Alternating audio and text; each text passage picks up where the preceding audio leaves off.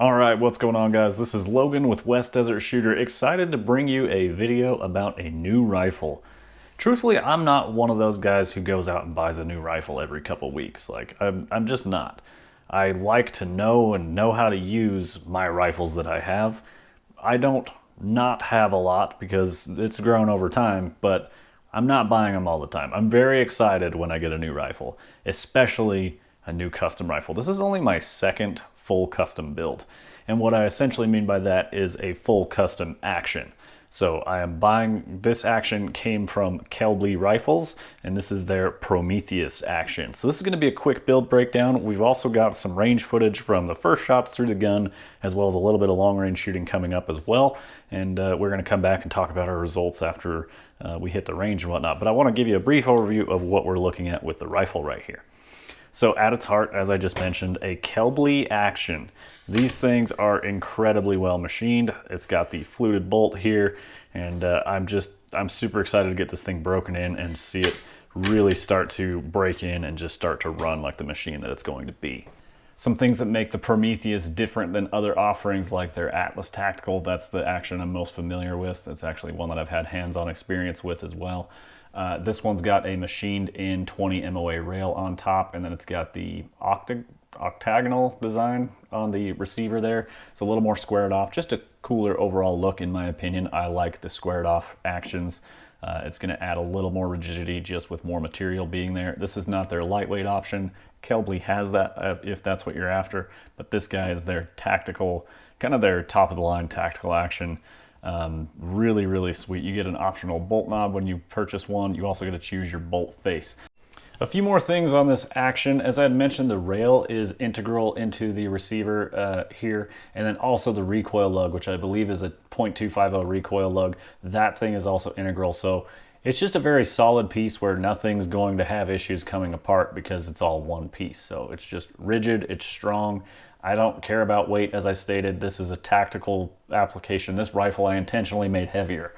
So, you know, MTU contour, weight is not a concern here, which by the way, this gun weighs around 18 pounds fully loaded as it sits with the can on it. One really cool thing with the Kelbly actions is actually the ejector here. And so this is called their tilted TG ejector. And then if you knock it down, this little guy, as you pull your bolt back, there's a machined cutout here, and then in the bolt stop, there's a pin that goes in here and depresses this button, which forces that forward. And so your case sits in there with no spring tension, so it's not trying to kick you around sideways the whole time it is sitting in the chamber. It sits neutral, and then when it hits the bolt stop, that's when it gives it the inertia to flick it out the side of the receiver, which I really like. My American Rifle Company also has an inertia-driven ejector, so that's what this is. So very cool there. I also love the detail of the bear claw on the back of there. I did not realize that when I ordered it and it showed up, and I was like, oh man, that's pretty cool. So nice little Kelbly signature there. Very neat indeed. But overall, just really stout, solid action, and I like how everything is just machined together. It's a very solid action. I'm super stoked for this thing. This is like lifetime quality action, no doubt. So let's talk about the barrel next, because that will also tell us which bolt face we got. And if you're paying attention to what's sitting on the table here, you already have an idea of what it's chambered in. So when I got this action, it was not sent to me. I sent it directly to my gunsmith, which is Garrett Preece at Preece Precision. They are in northern Utah. You can definitely check out them, linked down below in the description. So thanks to Preece for helping me out here. I greatly appreciate it. His machining is top notch, and I have a Preece barrel on my 7mm 08. I've shot a ton of tiny groups with that, so I came right back to Preece when it was time to build the new rifle. What is it chambered in? It is a 20-inch proof MTU contour full stainless barrel, and I had it Cerakoted. I also had it threaded 5/8 24, which is a little odd for the chambering, which is 223 Remington. Yep, I built a bolt gun in 223. It's something that I've wanted for a long time. I'm really excited about it. So our Kelbly action here has the bolt face in 223 Remington. So that's what we're going to be playing with. The chamber itself is actually a Preece chamber. So it's got 093 on the free bore, which I believe is a little more than the 223 wild, and then a little bit tighter tolerances everywhere else. So like the neck diameter in there is pretty tight. I believe it still gave us over 3 thousandths on the loaded Lapua brass that I'm going to be using, so that's good. And overall, super excited about that. This thing should absolutely just hammer. When I went to Preece this time, I asked him about a 223 offerings he had, and he's like, I have a 223 match. It works great with heavy bullets. I was like, perfect, that's what I want to play with. So the barrel is a 1:7 twist, 20-inch length, again in that MTU contour, but I chop it down so the crown diameter is a lot larger than what the blueprint for an MTU contour is. I think an MTU, if I remember correctly, at 26 inches is supposed to be a 930 diameter at the muzzle. And this guy, because I chopped it down to 20, you can do your rise over run calculation. I haven't even measured it yet, but it's gonna be a big guy. So we got a thread protector on those 5/8 24, and just the shoulder of the barrel is a lot larger than that. When I'm out on the range, I was using my AB Raptor 7.62-6 suppressor out there. This guy's the 7.62 can. I could change the end cap to a 223. I don't really want to because I don't want to end up accidentally shooting out the end cap one day. I'll just shoot a 22 through a 30 caliber hole. That's simple. That's simple enough for me. I don't need to make that mistake. This guy does have a reflex though, which is why I did not put it on the barrel, so you can actually see proportionally, you know, how this looks in this chassis. So let's talk about the chassis. This is an MDT Premier Gen 2 chassis. This just came out as I was starting up this project. So shout out to MDT for helping me get my hands on one of the very first ones to come out. And I even got it in this cool green color here. I believe it's hard anodized. I think that's the correct finish we've got going on there. So the Premier Gen 2, I just looked this up on MDT's website. They do a really great job distinguishing between their different chassis, because a few people have asked me like, hey, what's the difference between this and the Elite? In short, it doesn't have quite as many little features that they've machined into every little nook and cranny. It's a little more stripped down, but it still offers an excellent rifle chassis platform here. So like, for example, underneath the Elite has little dimples and stuff for Arca lock machined into it. This guy is pretty well flat. It has a couple M-lock slots right up at the end of it underneath. And then it's also got a shorter forend, but it is a one-piece chassis from the tip to where the buttstock connects, and they use a huge piece of hardware to hold the buttstock to the chassis. The Elite has an adjustable thumb shelf here, a gas pedal is what some people call it. This one just has a machined in piece, which feels great. I've got no complaints about that. You've also got a flared out grip here.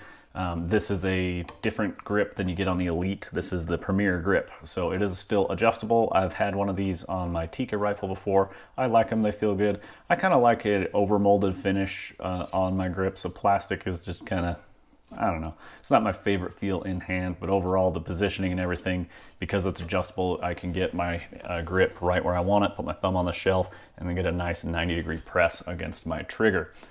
I did accidentally skip over the trigger while talking about the action and barrel.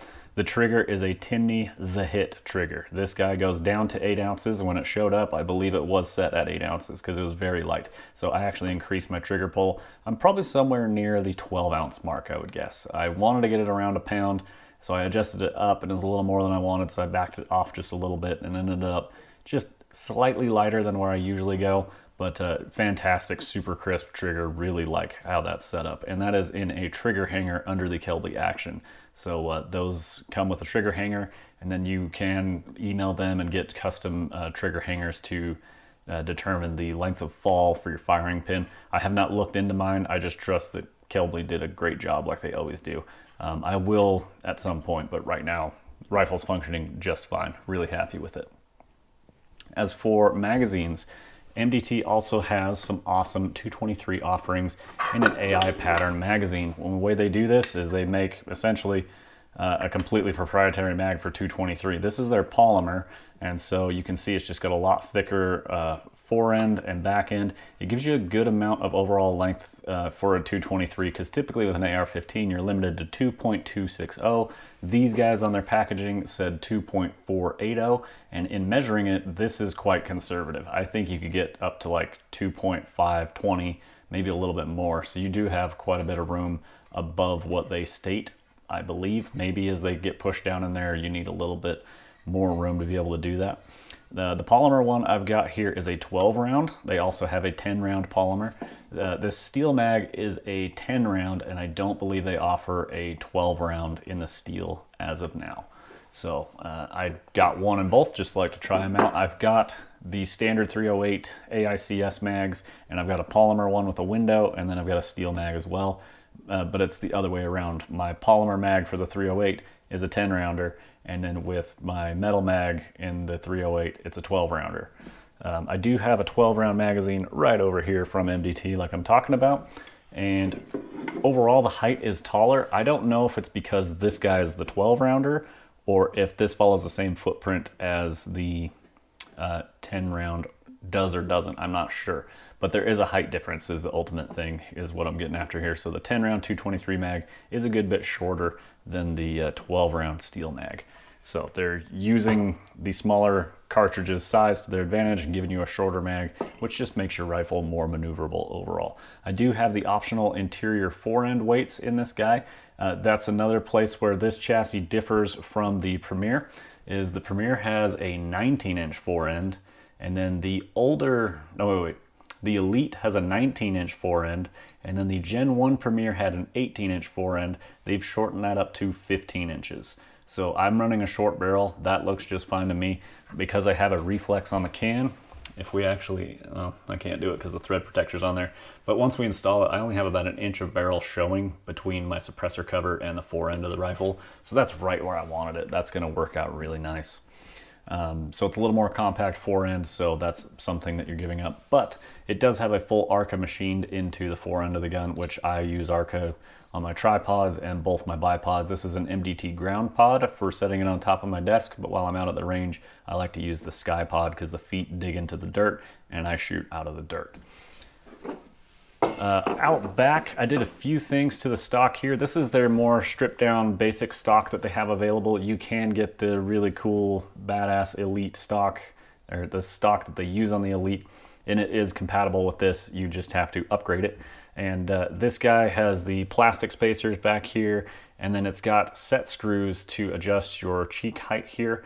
The cheek piece is also adjustable forward and back, and you can also flip it around as well. So it has a little bit different shape from this side to this side. This side's flat essentially, and then this side's curved. I don't know if I have it on backwards or not. I don't know. My face is comfortable when it's on the gun. That's all I really care about. I did change out the set screws to some MDT thumb screws. So I had these in my old ESS chassis that's been sitting in the safe for a long time, not getting used. And so I took the set screws that were in this out and put some thumb screws on here, because you do have to remove your cheek piece to get my bolt off with where I currently have it set up. Maybe that's my own fault. But the way I have it set up currently, to be able to pull the bolt and then also clean your gun, you're gonna have to pull this to clean your gun for sure. And I just wanted something that was toolless, where I could just put some set screws in and then pop them right out. As for what's going on back here, the Gen 2 here did not have a bag rider available just yet. They're still working on it because it's a new product we've got going on. And so I took one of their exterior M-LOK weights. It is an M-LOK slot in the rear here, and then the weights have machined in M-LOK spacers here so that they can't shift around in the M-LOK. And so that fits in perfectly in this space. I just snugged it up, and so I essentially made my own steel bag rider here. It's fairly level, doesn't need to be perfect. I just use a rice bag under the back of my guns, and then I hold it with my left hand, and then I use my right hand to control the action and fire, obviously. So that's what I've got going on in the rear. For the time being, it's gonna work. It gives me more real estate to work with, and I had no complaints about it on the range today. At some point, I will get the actual bag rider set up on this, but I was excited to get this thing out on the range. So let's talk about what we're going to be hitting the range with. I bought a case of Berger ammunition. When I was building this rifle, it was during a time where it's been a long time since you could find Lapua 223 brass as just a component. And so the other option to that is to buy loaded Berger ammunition, because it comes with Lapua brass, which is a really cool thing. And so I had heard really good things from Gavin Gear at Ultimate Reloader about the 77 grain OTM tactical loading with this. That's specifically what I was after. I think there were some other, like a 70 grain or something just a little bit lighter than a 77. and I could find those in a few spots. I found the last corner of the internet that had these in stock, and so I bought a good amount just to have a couple hundred pieces. Unfortunately, not inexpensive, but none of this rifle is inexpensive. It's not something I'm trying to cheap out on. It's something I want the best of the best available, and that's why I've chosen all the components that I have, as well as working with really awesome companies like MDT, Kelbly, Preece. We've got Tracked on top. I've worked with Tracked before as well. This is one of my absolute favorite scopes. I did steal this off of my American Rifle Company build. I don't have a dedicated piece of glass for this, but I'm impatient. I wanted to get out and see how it shoots. So I put it on top of there. Unfortunately, going to mess with the 0 on my 708, which was really dialed in. Fortunately, I know where 0 is because I gave myself a couple notes while out in the field. So guys, let's go check out the first shots with the gun, and then we're gonna go out to 440 yards, take some pokes out of the steel target, see how that goes, see if we can get a hold of a moderately SARS target with our new rifle, and overall just have some fun with the new 223 and see how things go. So we're doing a 0 check here, first round through the barrel. I'm pretty confident it should impact very close to where my 708 does. Everything else is very similar, so it should. So what we're gonna do here is fire up our chronograph. I need to clear out my string of shots, and I am actually shooting factory ammo in this because I need brass to reload in it, and I found some factory burger ammunition, which means it has 223 Lapua brass, so we're going with that. So I need to fire, I have a few hundred rounds of it, and so I need to empty those out essentially, but they should perform great in the meantime. So while we're having fun emptying brass, should also be expecting some good performance. So let's see if we can get this guy on paper out here. Got the Kelbly Prometheus action. It's all slicked up and oiled, but it will take some time to break in. So you might see me getting a little bit hitched up and whatnot as cycling the action. Maybe the magazines need to break in a bit. MDT 223 AICS mags. I got the polymer and the metal as well. So big thanks to MDT for their support on this build. And I'm really excited to have a rifle of this quality put together for shooting some 223. Let's get our 0 check done, then we'll move on to some groups where I will have a target cam for you guys. Here we go, first round through the gun.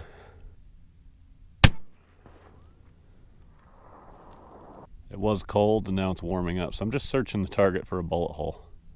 Interesting. Let's fire one more. I really don't care to empty ammo here, so what I'm going to do is back my magnification out to 15 or so, and then pay attention to where the dust kicks up, see if it's off the cardboard box. Okay, that looked high. I need to go down and see if I'm on cardboard or not. But super smooth cycling so far. Off to a good start. All right, so first 8 rounds through the gun, everything's running just fine. Happy with that. The metal AICS mag in the last 2 rounds, trying to pick it up with the action, it just scrapes over the top of them. It doesn't quite grab them how it needs to. I'm not 100% sure. I don't think the Premier chassis has an adjustable mag catch, so I'll have to look into that a little bit. But when you got more rounds loaded in the magazine, it has spring pressure to make it pick it up, I suppose. I'm not 100% sure what's going on, but yeah, just something I'm profiling. So I'm trying out the polymer mag. We're going to see if it does the same thing. And we got our chronograph armed. We're going to shoot a couple groups here. We're going to shoot another group with the Lapua ammo. Our first group was nothing really to write home about, but it's a brand new barrel. It's not really, doesn't matter what it does for the first few rounds. It should be progressively getting better as we shoot here. And then I'm going to shoot some of my reloaded ammunition as long as the headspace fits. Pretty sure it does.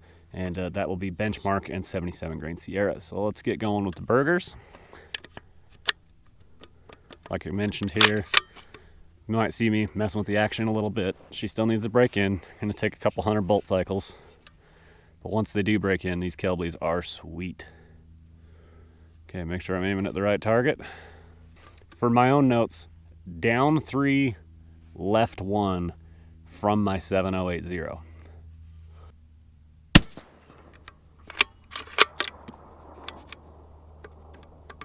Right here, not quite it. If I push on the back of the bolt directly, like on the firing pin, it pushes the bolts right home. So nice, that hit exactly where I was aiming.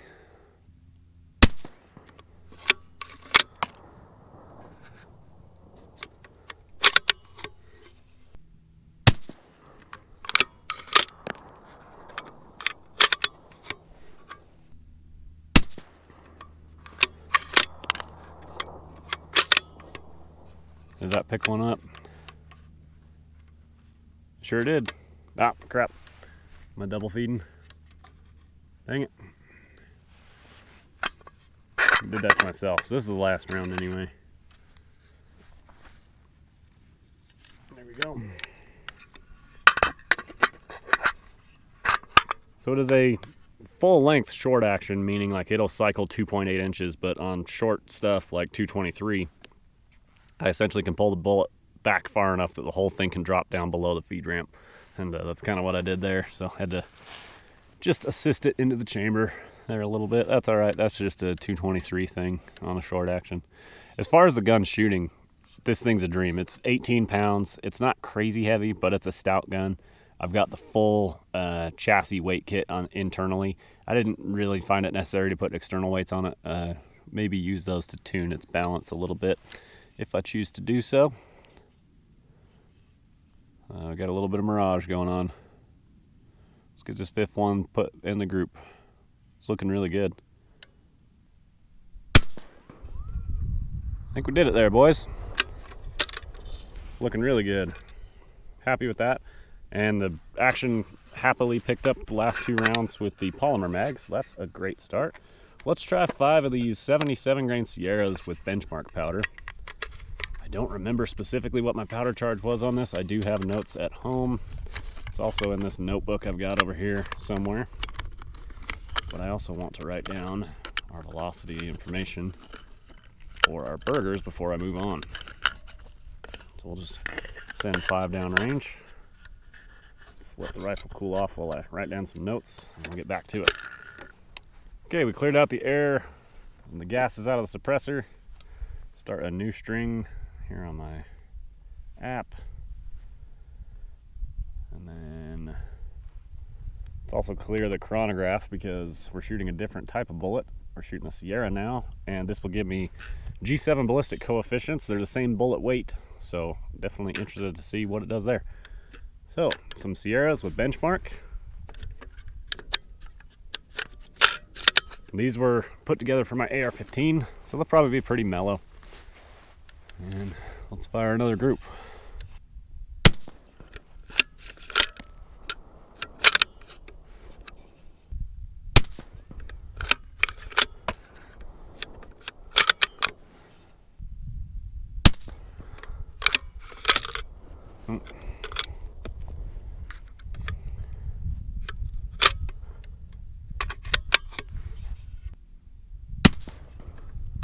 This Timney trigger feels great in here.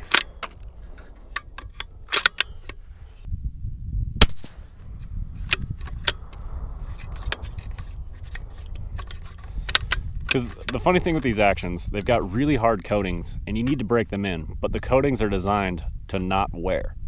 So like, it takes a long time to get them just super smooth. Now like, if I don't put pressure on it, this thing glides. But you put a little bit of angled force on it, or it encounters force from the bottom of the bolt body, gets a little bit of a bind. The tolerances are really tight on this guy, and like, it doesn't get jammed up, but it doesn't quite want to slide in like glass. But after some time, she'll start doing that. She'll start feeding really good. And after playing with this brand new action and then going back to my American Rifle Company, I can tell my American Rifle Company is really broken now. That thing's super buttery. But this Kelbly will be as well. That group looks really good from where I'm sitting. Both of them do. Let's go down and check them out, and then yeah, I got to get back to shooting my 223 gas gun. Having a lot of fun with the bolt gun. I think we're going to shoot this long range when I'm done with my testing on the 223, which we'll jump right over to in this video. Okay guys, we've got the Kelbly 223 sitting up here on top of a little hill.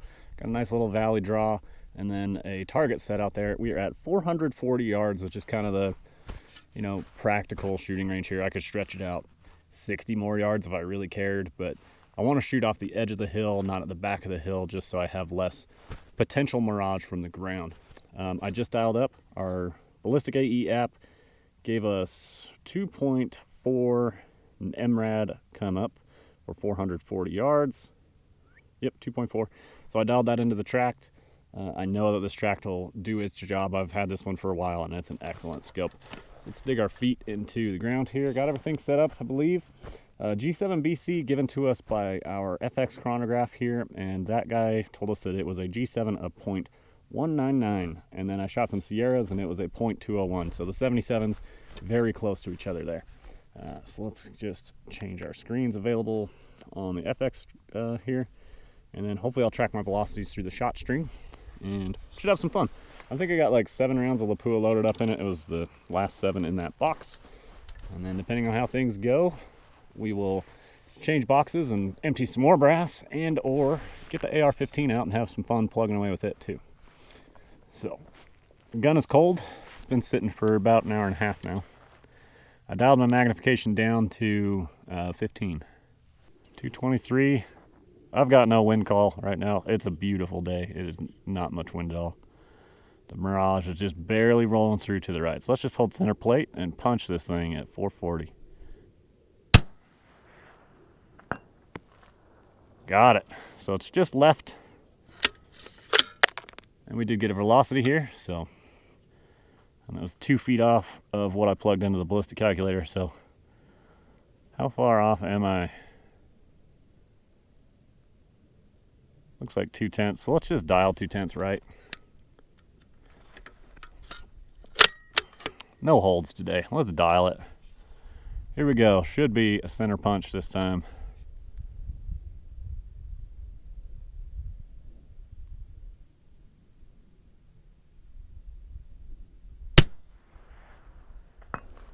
I ended up putting it right next to the other shot, so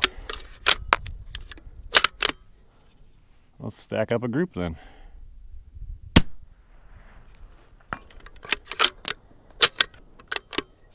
It's too easy, man. No wind, not far, just fun.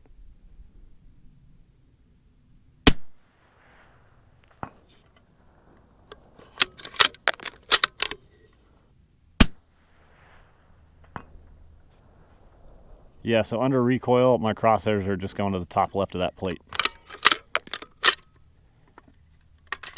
Now, I've seen the super badass shooters on Instagram that have scope cams and all that, and they can really control recoil. And, like, they're very impressive with what they can do. Personally, my gun moves around when I shoot. It's just how it is.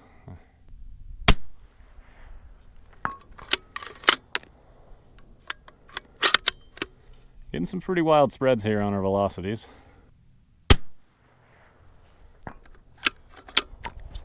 For reference, okay, we're out of ammo. For reference, that is a 8-inch gong out there. This is an MTU contour on this barrel, so this thing will take some rounds before it heats up. And then we got our suppressor cover from T&K Hunting out here. Got our suppressor from T&K Hunting out on the end of the gun.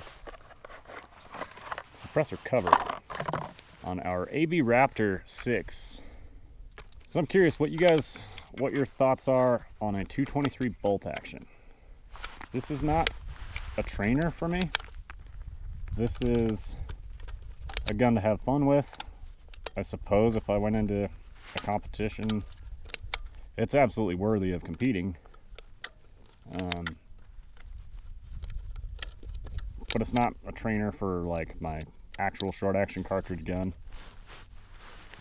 I think I could get into tactical with this gun. I think 223 and 308 have a tactical class for PRS.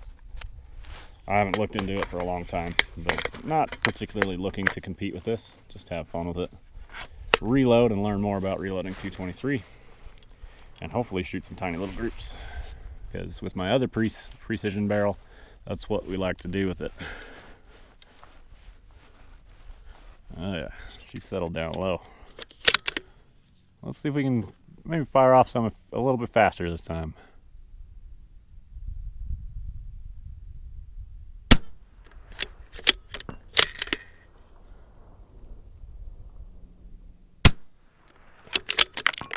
Yeah, Kelbly's still's got to break in.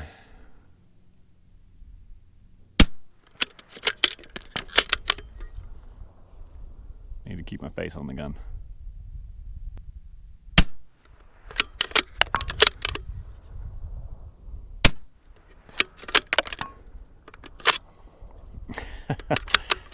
Sometimes the rounds trying to feed in get just a little bit crossed up.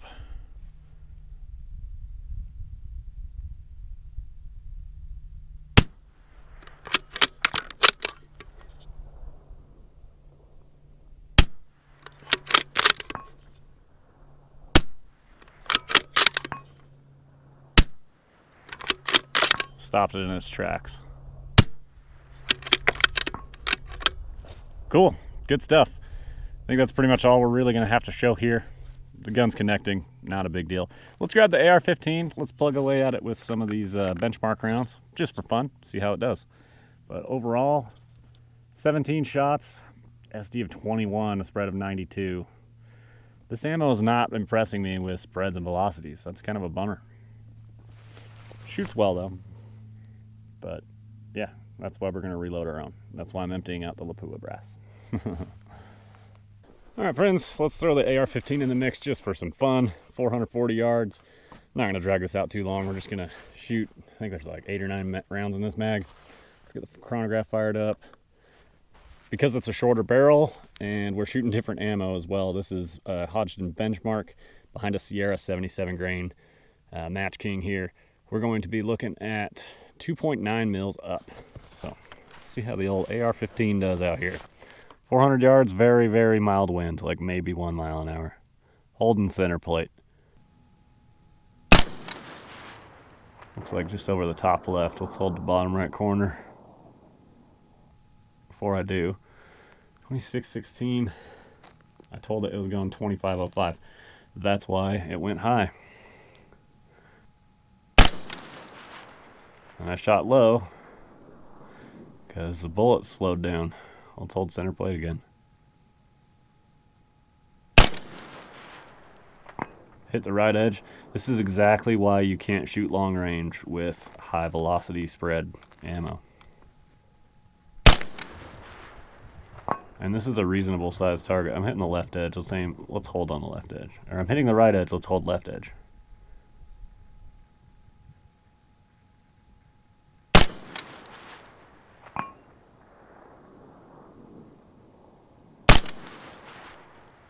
That'll stop it in its tracks. That's cool because I was working on timing that too. Now we hit the left edge. That's something important you can do as a shooter, is pay attention to how the target reacts, and it'll tell you where you're hitting. Because this target's pretty beat up at this point. Center plate.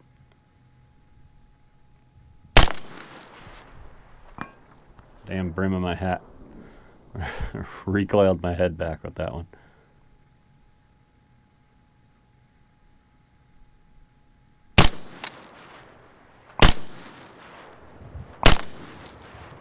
Missed.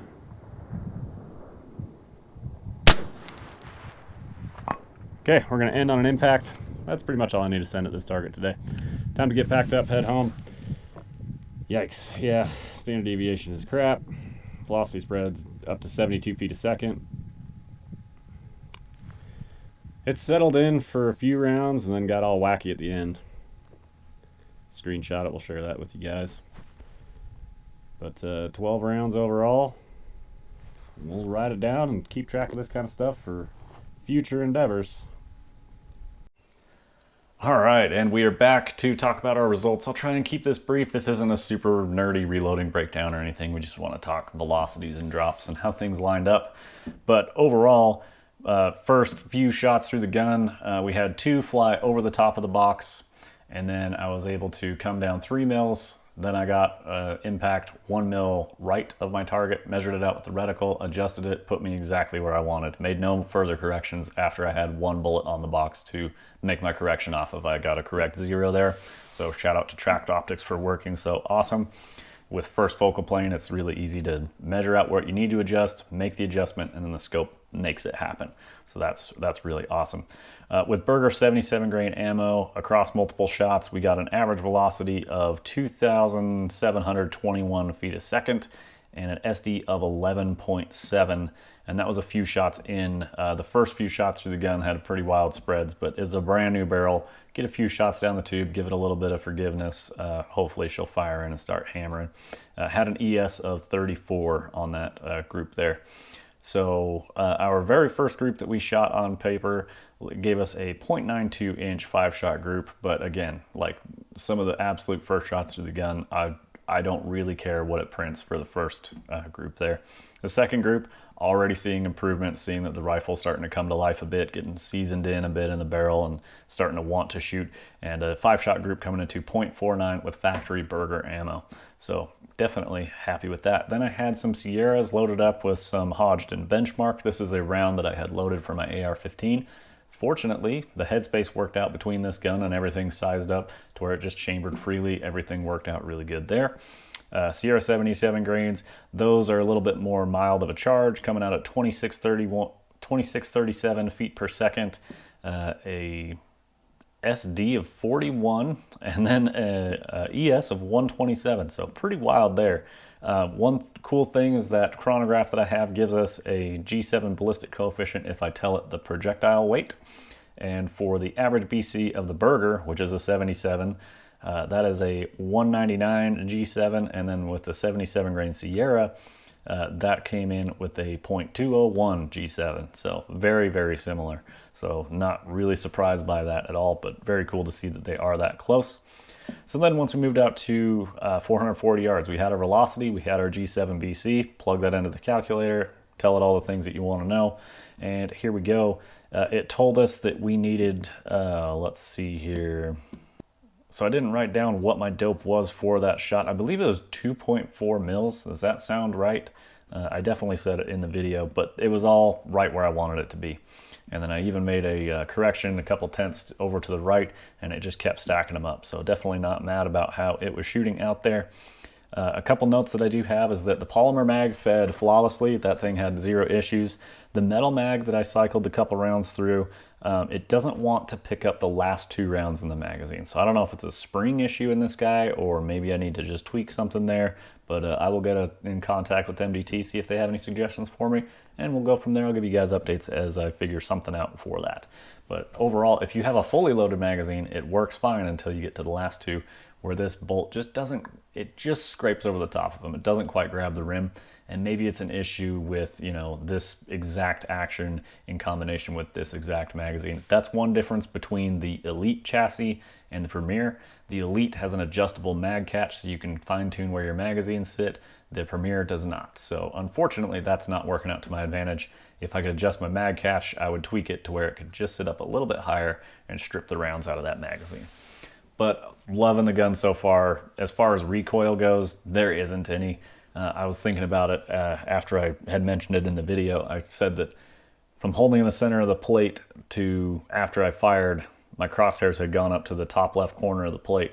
Well, that's a 2 MOA plate at that distance. So my crosshairs were moving 1 MOA at 440 yards. So definitely not too bad there, which 1 MOA would equate to 1 MOA at any distance. So at 100 yards if I fired, it's going to move 1 inch off the center, which for me is fantastic. That's pretty much as good as I get. I've seen cool clips of people online that do better than that. That's awesome. There are better shooters out there than me. I just like to go out and share my experiences with firearms. So that's what West Desert Shooter is all about. That should pretty well wrap it up here, guys. I greatly appreciate your time. Hope you enjoyed the content, and hope you look forward to more content with 223 Remington and a bolt action rifle. I'm going to be doing a bunch of nerdy reloading stuff with this guy. I'm going to be having a lot of fun. Because this is a match chamber and more of a race gun, I'm going to be playing with a lot of high BC bullets in 223. Play with our overall lengths a lot more since we can't do that in AR-15 side of things. And yeah, we got the 1-to-7 twist. We can shoot whatever we want. It's just going to handicap us on velocity essentially. So from there, we're also going to be shooting this out to distance as well. There's no reason I shouldn't be able to take this guy out to 1,000 or 1,200 yards with the right load once we figure that out. So we're going to be playing with reloading to start, and then we're going to go shoot at long range.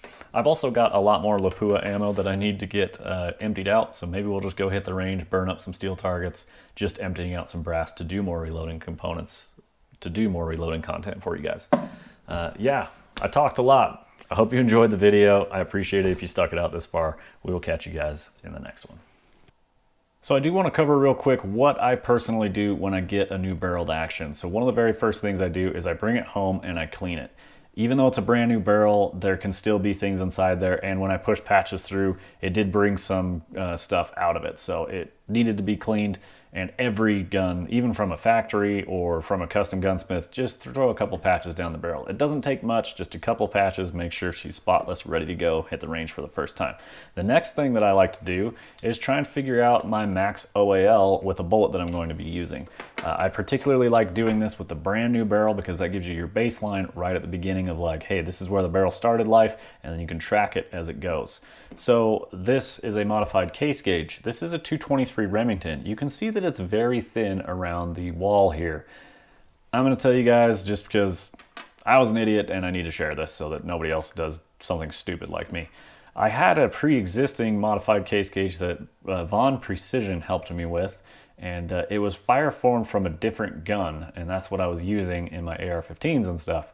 This guy, because it has a matched chamber, has a tighter neck in it, so what was fire formed in my AR-15, the neck of that brass did not fit smoothly into the chamber. Me being a total dumbass, I took the modified case gauge, I was trying to get it to work, it wouldn't quite get all the way up into the chamber, so I was like, okay, what if I chamber it in the gun? And like, I lightly pushed forward on the bolt and it had some resistance and it didn't want to close. And so I was like, maybe I'll size the brass by closing it really hard into the chamber. And so I did. I got the bolt to close and it went down home. And when I lifted the bolt and went to extract it, because this wall's so thin right here, it just ripped and bent the case head. And then this guy was stuck in the chamber of my brand new barreled action. I had had this thing for like 6 hours. Again, being a total dumbass. Previously, I only had this overall length gauge, and so I was unable to get this in there to thread into the back of it to be able to pull this out. So I had to run around town and find a straight overall length gauge, pull the bolt out of it, and then I was able to thread this guy in, but barely because it had bent the case rim, so it had kind of messed up the threads on there. I finally got this thing to bite in there. This was essentially going to be sacrificial. These are like 30 bucks, but you know what, to save my new barreled action, I was going to be happy about that. So I was able to get it threaded in there, and then this gray piece is just held in place by this little set screw. And so I had a cleaning rod that went down inside there, and essentially my idea was to lock this onto the gray plastic and then try and pound this thing out with the brass that's stuck in the chamber. So then you're running the risk of damaging the crown of the gun. Again, just being a total dumbass here. So I do have a coated cleaning rod that I was using in hopes that it wouldn't hurt the muzzle, but I'm putting a cleaning rod the wrong way through the gun, had this guy hanging out the backside so that the cleaning rod would run into the gray plastic, and then I'm whacking the damn cleaning rod to get this thing out of there. And it took multiple tries to finally get this thing to break free, but I did get it out of my chamber without having to send it back to Preece Precision with my tail between my legs because I was a total dumbass. So there's my short story and advice to you guys. Don't do that. Don't try and size brass inside your chamber. Looking back on it, I was like, you know what I always do when I size brass? I lubricate it first, and I had definitely not done that because that would have been, you know, forward thinking, and that's not what I was doing that night. But that's my story there. Don't do that. I don't recommend it. I will say, once I got that out, then I picked up a Hornady overall case gauge at the store when I picked this guy up. And so that does fit in my chamber. It is a bit of a snug fit. The tolerances in this chamber are quite tight, as I mentioned. And so to get the overall length measurements for the different bullets and stuff, it does take a good amount of force to get this guy to make sure it's all the way seated. That doesn't take a whole lot of force, but the tolerance between the bullet and the free bore in the barrel is very tight. Like you have to, I was essentially trying to wiggle this guy a little bit, and it took a good amount of pressure to really get those bullets to actually go up and touch the lands to get the correct overall length measurements there. And I measured every 22 caliber bullet that I had in my cabinet there just to have an array of baselines to start with when I go to start reloading. So there's one thing that I do with my rifles is just get overall length measurements with every component that I can that makes sense for a maximum overall length for a new gun. So if you have magazine restrictions, it doesn't necessarily make sense to do that. Maybe do it on a couple rounds, but this guy where I want to reach out close to the lands with just about everything I put in the gun, then yes, I'm going to do that. But don't try and use your chamber to resize your brass. Don't be an idiot like me.